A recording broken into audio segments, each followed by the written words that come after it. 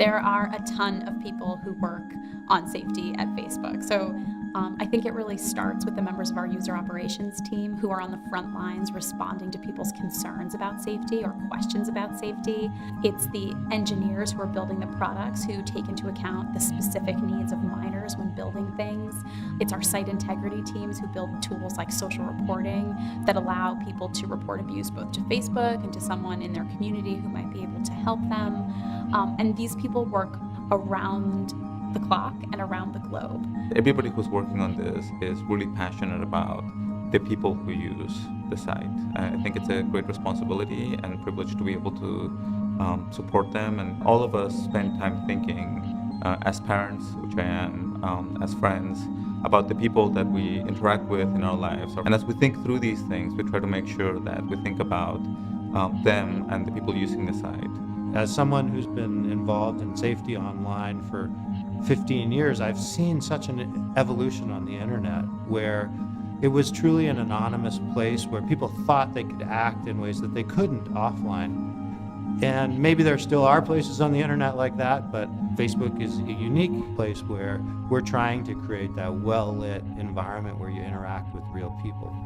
I think a lot of parents who didn't grow up with this media really want to understand, how do I approach these issues with my kids when I don't have the same understanding of it that they do. This is a unique situation where the child can play a leadership role in the relationship.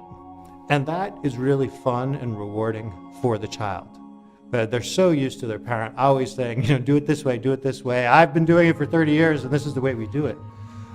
It's really empowering for a parent to say to the child, help me set up my Facebook account and you teach me how to use Facebook. The research suggests that a lot of kids really do know privacy settings and they understand how to use them, but it's important for parents to be part of that conversation. A lot of the messages that we give to our kids in the context of parenting, like don't talk to strangers or reach out to me if you need help, apply online. Don't accept friend requests from people that you don't know.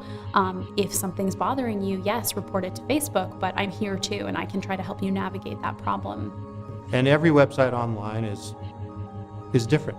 And so in the same way, every time you walk out the front door of your house, you have to think about your surroundings and make judgment calls about how you act. You have to do that on the internet too. And while the website creates a social experience, on the back end, we really are a technology company. And that means that we've got hundreds of engineers who are thinking through, how do we create this safe environment and what can we do behind the scenes to flag the bad stuff, use technology to remove it really quickly. So we have systems that protect against spam, bad messages getting to users. We have systems that protect against accounts getting compromised. We have features that users can adopt to help them protect their accounts, as well as having these systems that detect for unusual activity, and if we ever find that, we stop the bad person trying to get into your account from getting in. Part of stopping bad behavior is promoting consequences, whether it is disabling an account and not letting you come back on the service, or engaging law enforcement in something that merits that level of serious scrutiny. Facebook, I think, is all about facilitating real-world connections. And so we wanted to make it easy, if you came across a piece of content that you found was bullying you or harassing you in any way, to take that piece of content and report it to Facebook, as well as share it with somebody in your life, a trusted friend, a parent, a teacher, a principal, somebody who can help you learn how to deal with the situation and handle that. You might not be able to change the behavior of the person who posted the content, but you can definitely get support and learn how to deal with it for yourself so you can feel good about yourself, feel good about your use of the site.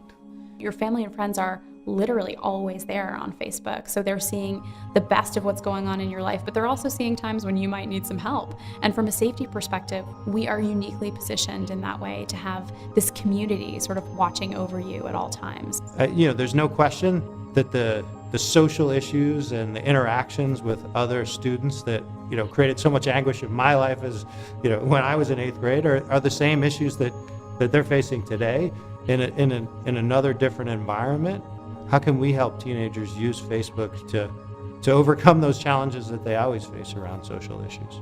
When people use their real name and surround themselves by their real world friends and family, they're much more likely to conduct themselves on Facebook as they do in their everyday lives. So this concept is what gives us a really authentic environment, but it's also what gives us a really safe environment.